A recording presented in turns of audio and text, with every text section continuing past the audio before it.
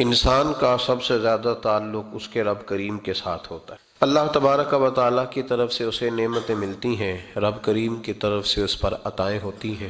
اللہ کی طرف سے وہ آیا ہے اور واپس اللہ ہی کی طرف لوٹ جائے گا۔ ابتدا بھی مالک کریم کی ذات ہے اور انتہا بھی اسی رب کریم کی ذات ہے۔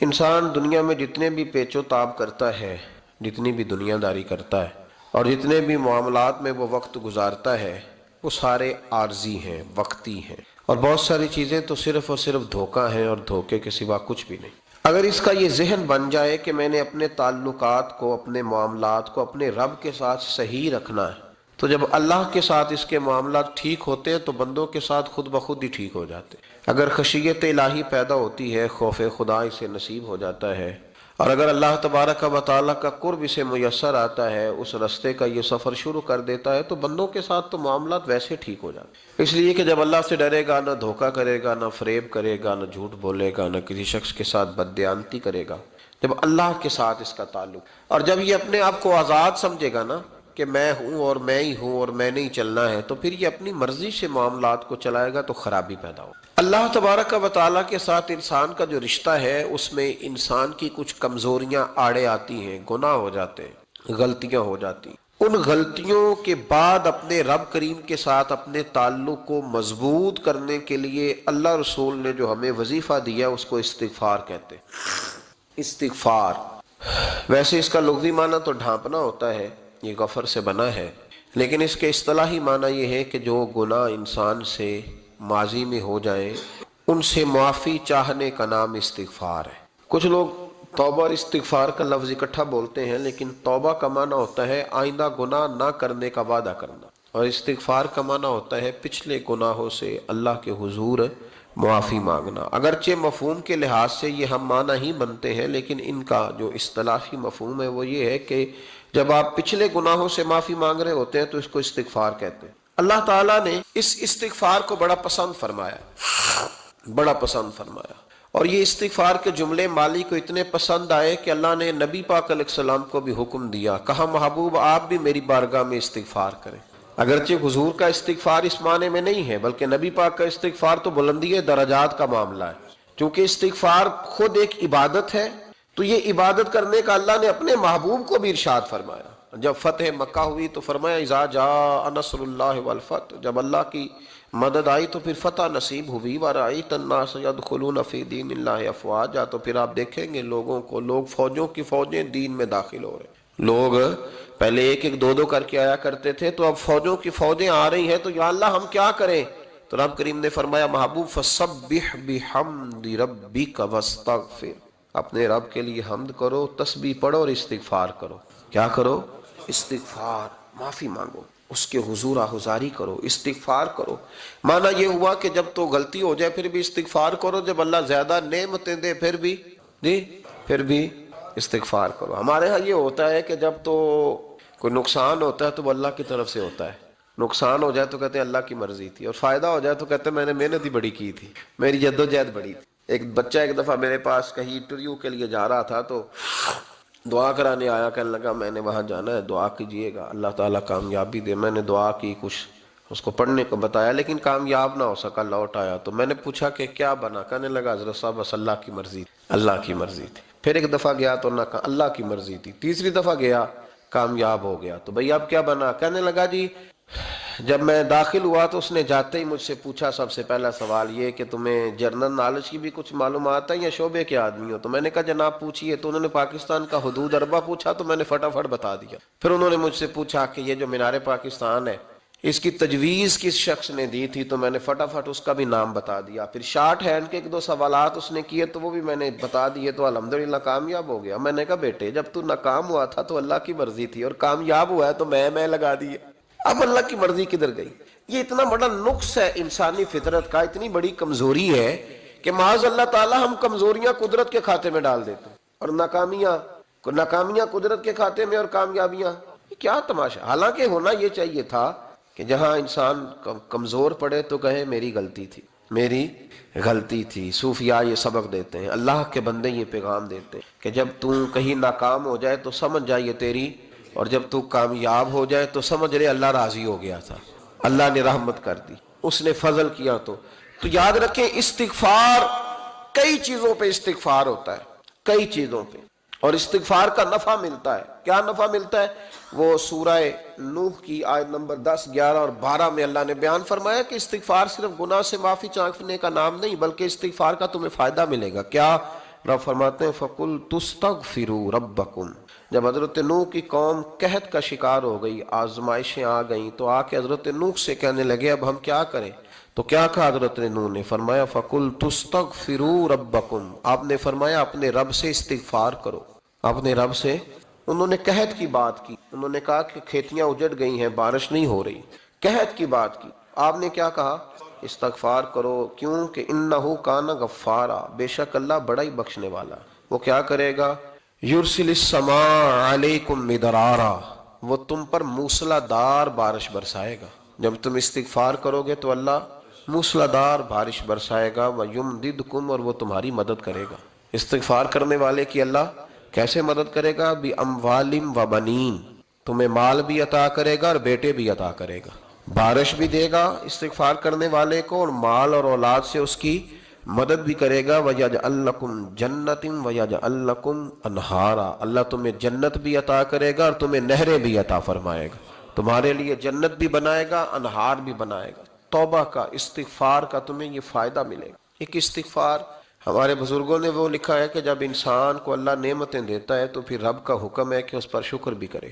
نعمتوں پر اللہ کا شکریہ نہ کرنے پر بھی استغفار کرنا چاہیے کہ اللہ تو نے بڑا کچھ دیا تھا پر میں شکر ادا اس پر بھی۔ ہمارا تو اب یہ حال ہے کہ جو ہمارے پاس چیزیں ہیں وہ ہم کہتے ہیں یہ تو میرا حق تھا، لیکن جو نہیں وہ مجھے فٹافٹ ملنی چاہیے۔ مطلب اگر میرے پاس صحت ہے تو اس کو میں اپنا حق سمجھ لیتا ہوں کہ یہ تو میرا، یہ چونکہ ٹھیک ہے جی، یہ تو صحیح ہے، تندرستی ہے یہ تو ٹھیک ہے، لیکن کار کوئی نہیں، وہ ذرا مل جانی چاہیے۔ اولاد تو میرے پاس ہے، وہ تو میرا حق تھا، میرا رائٹ تھا، معاذ اللہ وہ تو ہم نے حق بنا لیا۔ اور میرے پاس بنگلہ کوئی نہیں، وہ مجھے فٹافٹ مل جانا چاہیے۔ بھئی یہ کس طرح تیرا حق تھا، کس حساب سے؟ یعنی جو چیزیں ہیں ان کو سنبھالنے کی فکر نہیں ہے، اور جو نہیں ہے ان کے طلب کی فکر لگی ہوئی ہے۔ شکر نعمت کو محفوظ کر دیتا ہے، شکر نعمت کو محفوظ کر دیتا ہے، اور ناشکری نعمت کو لَئِن شَكَرْتُمْ لَأَزِيدَنَّكُمْ وَلَئِن كَفَرْتُمْ إِنَّ عَذَابِي لَشَدِيدٌ۔ اللہ فرماتے ہیں شکر کر میں تیری نعمتوں میں اضافہ کر دوں، اور ناشکری کرے گا تو عذاب دوں گا۔ شکر نہیں نہ ہوتا، شکر نہیں ہوتا۔ دیکھیں نا، 100 روپے ابا جی نے دیا ایک بچے کو اور اس کو کہا کہ جا دکان سے کچھ چیز لے آ، تو وہ 100 روپیہ اس نے رستے میں جاتے کہیں پھاڑ دیا یا گوا دیا، تو اب وہ والد سے دوبارہ 100 مانگتا ہے، تو والد کہتا ہے کہ پہلے 100 کا تو نے کیا کیا؟ نہیں سمجھ آئی آپ کو میری بات؟ پہلے 100 کا کیا کیا؟ تو وہ کہے گا جی با میرا دل کرتا تھا میں نے پھاڑ دیا۔ جوان بچہ ہے، سمجھدار ہے، 12-14 سال کا ہے، میرا دل کیا تھا میں نے پھاڑ دیا، ختم ہو گئی بات۔ تو ابا نیا 100 دے دے گا؟ سبحان اللہ، کتنے خوش ہو کے آپ کہہ رہے ہیں نہیں دے دینا سو۔ یہ کیسے ہو سکتا ہے بھائی؟ کروڑ پتی والد بھی ہو تو 100 کا نوٹ دوبارہ دیتا کیوں؟ بیٹا نہیں اس کا؟ پیار نہیں؟ کیوں نہیں دے رہا؟ وہ کہتا تو نے میرے پہلے 100 کی قدر نہیں ڈالی، نیا تجھے کیسے مل جائے؟ تو نے خیال ہی نہیں کیا، تو نے جدوجہد ہی نہیں کی، تو نے۔ حضرت مولانا رومی نے مثال دی ہے، جناب رومی فرماتے ہیں کہ بغیر محنت کے لوگوں کو اللہ نے نعمتیں دی ہیں تو انہوں نے شکر ہی نہیں ادا کیا۔ اندھے سے پوچھ آنکھ کی قدر کیا ہے، پوچھ اندھے سے، پوچھ معذور سے کہ ٹانگوں پہ چلنا کتنی بڑی نعمت ہے۔ کبھی پوچھ اس سے جس کا مکان تو ایک کنال میں ہے پر رونے والا بچہ کوئی بھی نہیں۔ پوچھ اس سے جس کی جیبیں دولتوں سے بھری ہوئی ہیں پر کوئی نہیں کہتا کہ ابا 10 روپے دینا۔ پوچھ یہ کتنی بڑی تکلیف ہے۔ حضرت رومی نے لکھا ہے، وہ فرماتے ہیں کہ ایک والد تھا تو اس نے بڑی دولت کمائی تھی، تو اس کا بیٹا بے دریغ ہی اڑاتا رہتا تھا، کبھی ادھر پیسے بھگا دیے، کمائے نہیں تھے نا، محنت نہیں نہ کی تھی، کمائے نہیں تھے۔ والد بڑا سمجھاتا تھا پر سمجھ نہیں آتی تھی۔ ایک دن اس کے ابا کے ذہن میں ایک بات آئی، وہ کہنے لگا بیٹے یار میں کنگال ہو گیا ہوں، اچانک حالات خراب ہو گئے، ایک آنا مجھے چاہیے، دوائی خریدنی، کہیں سے لے کے آؤ۔ اس نے کہا ابا مسئلہ ہی کوئی نہیں، یار ہی بڑے ہیں، بہت سارے لوگوں کے ساتھ رات میں جاتا ہوں روٹی کھانے ہوٹل میں، کئی ہیں جو میرا انتظار کر رہے ہوتے ہیں، فیس بک والے اور جناب وہ سیلفی والے، بڑے سارے ہیں جو کہتے ہیں تیرے بغیر گزارا ہی نہیں، بڑے ہیں جو روز سویرے اٹھ کے پہلے مجھے السلام علیکم کا میسج کرتے ہیں پھر اس کے بعد کسی اور سے، بڑے ہیں کوئی مسئلہ ہی نہیں۔ ایک کے پاس گیا، ایک آنا چاہیے، اس نے دے دیا، لا کے ابا کو دیا، تو ابا گھر کے اندر جو امیر لوگ ہوتے تھے گھر میں کنواں کھدوا لیتے، ابا کنویں کے کنارے بیٹھا تھا، جب بیٹے نے آنا لا کے رکھا تو اس نے پانی میں پھینک دی۔ اگلی صبح پھر کہا بیٹے ایک آنے کی ضرورت ہے، دوا خریدنی ہے، اس نے کہا مل جائے گا۔ 2 4 5 دوست ابھی ہیں بڑے مالدار، ان سے جا کے کہا، ایک سیانہ لایا، ابے نے پھر پھینک دیا، تیسرے دن بھی پھینک دیا، چوتھے دن بھی، یار اب ختم ہو گئے۔ کچھ آہستہ آہستہ دوستوں کو پتہ چل گیا کہ کنگال ہو گیا ہے، خبر پھیل جاتی ہے نا، اب بھوکا ہو گیا ہے۔ اب آہستہ آہستہ موبائل بند ہونے لگے، آہستہ آہستہ جو ہے وہ نمبر بلاک ہونے لگا، حالات بگڑ گئے۔ اب جب اسے پتا تھا کہ یار تو اب دروازہ کھٹکھٹاتا ہوں تو کہتے ہیں کہ اسے کہہ دو میں گھر نہیں، ابا نے تو آنا مانگنا ہے، اور میں بے دریغ دولت ابا کی اڑاتا رہا ہوں، اب یہ بھی نہیں کہہ سکتا کہ مجھے دیتا کوئی نہیں۔ شہر سے باہر نکل گیا، سارا دن مزدوری کی، جد و جہد کی، کبھی کام کیا نہیں تھا، ہاتھوں پہ چھالے پڑ گئے۔ بڑا مشکل ہوتا ہے جن لوگوں نے کام نہ کیا ہو، انہیں کرنا پڑ جائے تو تکلیف کا شکار ہو کے ایک آنا کمایا، شام کو لا کے والد کی ہتھیلی پہ رکھا تو اس نے پھینکا نا جب کنویں میں تو چیخ پڑا، کہنے لگا ابا جی آپ سیانے بیانے بندے ہیں، روز پیسے لا کے دیتا ہوں، کنویں میں پھینک دیتے ہو، کوئی کرنے والی بات کرو، نہیں دوائی کھانی تو نہ کھاؤ، ضائع کیوں کرتے؟ تو بیٹے کو باپ نے تھپکی دے کے بٹھا لیا، اس نے کہا بیٹا میں نے پہلے دن تو نہیں پھینکا، تو ساتواں دن میں روز پھینکتا ہوں، آج تیری چیخیں کیوں نکلی؟ کہنے لگا ابا پہلے ادھار کے تھے، آج مزدوری کے ہیں۔ نہیں سمجھ آئی بات؟ پہلے بولیے، اور آج میری محنت ہے، مزدوری ہے، جد و جہد ہے۔ تو والد کہنے لگا بیٹے یہی میں تجھے سمجھانا چاہتا تھا، وہ میرے بھی محنت کے ہیں جو تجھ روز یاروں کو کھلاتا ہے، میں نے بڑی جد و جہد سے جمع کی ہے، میں کنگال نہیں ہوا، صرف تجھے سمجھانا تھا۔ او بھائی یہ آنکھیں تیری محنت کی نہیں نا، اس لیے تو شکر نہیں ادا کرتا، یہ وجود، یہ ٹانگیں، یہ شعور، یہ تیری جد و جہد کا نہیں، جو عقل کی دولت اللہ نے دی ہے نا، یہ تیری محنت کی نہیں، اگر محنت کی ہوتی تو سجدے میں پڑا رہتا، تو خیال کرتا۔ اللہ نے آنکھیں دی ہیں قرآن دیکھنے کے لیے، جب کوئی کسی گندی چیز کو دیکھتا ہے تو ناشکری کرتا ہے، جب غلط طرف اٹھاتا ہے یہ چیزیں تو ناشکری کرتا ہے۔ صاحبو یاد رکھنا اور اس پر ضرور غور کرنا کہ جب نعمتوں کا شکر ادا نہ کیا جائے تو پھر ہمیں استغفار کا حکم دیا گیا ہے۔ پھر کیا کرنا ہے ہم نے؟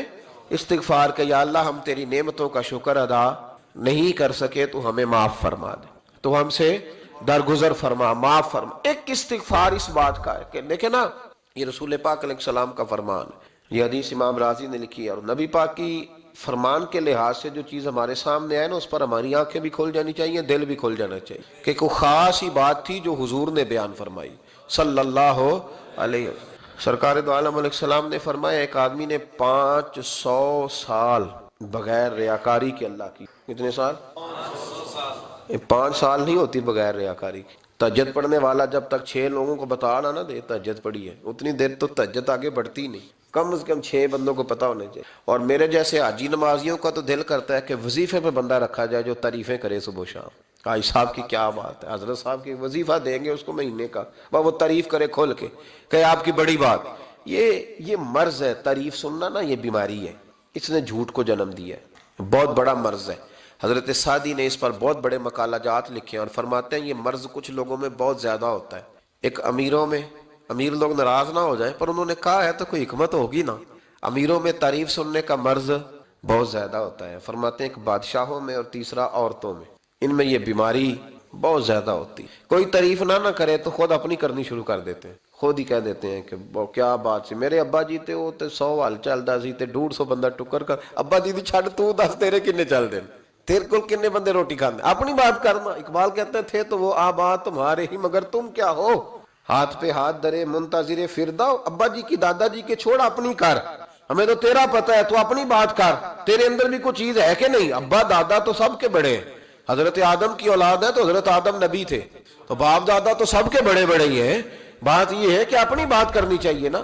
تو یہ بیماری ہے، یہ نقص ہے، 500 سال بغیر ریاکاری کی عبادت، اور بیان میرے نبی کریم علیہ السلام فرما رہے ہیں 5، بولیے، یہ بہت بڑا مسئلہ ہے، دکھاوا نہ ہو، ریاکاری نہ ہو۔ ہم مجالس میں جاتے ہیں نا جناب، محافل میں، تو لسٹ ملتی ہے، یہ چودھری صاحب نے صدارت ہے، انہوں نے خصوصی تعاون کیا ہے، تو یہ فلانے صاحب ہے تو ان کا بھی نام لینا ہے، تو میں کبھی کبھی کہہ دیتا ہوں کہ یار آپ نے تو کہا تھا یہ نبی پاک کی تعریف کی محفل ہے، اور یہاں آپ نے لسٹ لگا دی ہے پوری تعریف کرنے والوں کی۔ کچھ ضروری ہے کسی کا نام لینا اور اس کا جناب ذکر کرنا اور اشتہار پہ اس کی فوٹو آنا، یہ کچھ ضروری ہے؟ ویسے بھی کو اچھا لگتا ہے کہ نبی پاک کے نام کی محفل اور میں صدارت کر رہا ہوں؟ ڈرنا چاہیے نا مجھے اللہ تعالیٰ سے، حضور کی محفل اور میری صدارت، اس پر کبھی غور کریں۔ اگر کوئی راہ طریقت کا مسافر ہوگا تو تڑپ جائے گا کہ نبی پاک کے نام کی محفل اور سرپرستی ایک ایسے آدمی کی جس کو وضو تک نہیں کرنا آتا، معنی دار ہے، وہ دھندا ہے معاذ اللہ تعالیٰ، جس کا جو دل کرے وہ کرتا جائے۔ 500 साल बगैर रियाकारी की इबादत की, 5 बड़ा मुश्किल होता है। हुजूर फरमाते हैं यही बंदा जब अल्लाह के हुजूर खड़ा किया जाएगा तो रब करीम इससे कहेगा कि चलो इसको मेरे फजल से जन्नत में ले जाओ। तो अर्ज करेगा मालिक फजल तो ठीक है पर 500 साल लगाए हैं मैंने। 5 वो मौलवी साहब मेरी तरह के बेचारे जो इमाम मस्जिद होते हैं ना, तो वो भी कहते हैं जब मैं आया था तो 30 बच्चे थे मस्जिद में, अब 80 हो गए। और भाई ये बंदों को बताने की क्या जरूरत है, ये तो अल्लाह की रजा के लिए है ना, तो छोड़ इसमें इतना तज़किरा करने की क्या हाजत। 500 साल जिसने लगाए, बोल पड़ा या अल्लाह 500 साल लगाए और तू कहता है कि इसको मेरे फजल से ले जाओ। तो रब करीम ने फरमाया चलो कोई नहीं, फिर इंसाफ कर लेते हैं। उल्टी आंख की रोशनी निकाल के तराजू के एक पल्ले में रखो और 500 साल की बगैर रियाकारी की इबादत दूसरे पल्ले में। कभी उस मरीज से पूछना जिसको डॉक्टर कह देता है कि तेरी आंख का इलाज नहीं हो सकता। बेबस होते हैं डॉक्टर, जवाब दे जाता है शऊर। पूछ कभी उस शख्स से जिसको कहते हैं बस जनाब अब आप अपनी आंखें मौजूद होने के बावजूद आप देख नहीं सकते, इतनी मोटी आंख लगी हुई है, लेकिन रोशनी अल्लाह चाहे तो देता है, ना चाहे तो नहीं देता। 5 एक आंख की रोशनी एक पलड़े में रख लो और दूसरे में 500 साल की इबादत रख दी। अल्लाह अकबर। तो रब करीम ने फरमाया अब तोलो। जब तोली तो वो इबादत थोड़ी थी और एक नेमत ज्यादा थी। अल्लाह ने फरमाया ये तो भाई इसको तो 500 साल दिए थे, ये तो एक नेमत का शुक्र नहीं अदा कर सका, पकड़ो इसको दोजख में डालो। ये करके क्या आया है, पकड़ो जहन्नम में डालो, इसको ले चलो। तिरमिजी शरीफ के लफ्ज है, नबी पाक ने हमें समझाया और एक जुमले में सारी बात खत्म कर दी। हुजूर फरमाने लगे तो अल्लाह की थोड़े दिए हुए रिज्क पे राजी हो जा, वो भी तेरी थोड़ी इबादत से राजी हो जाएगा।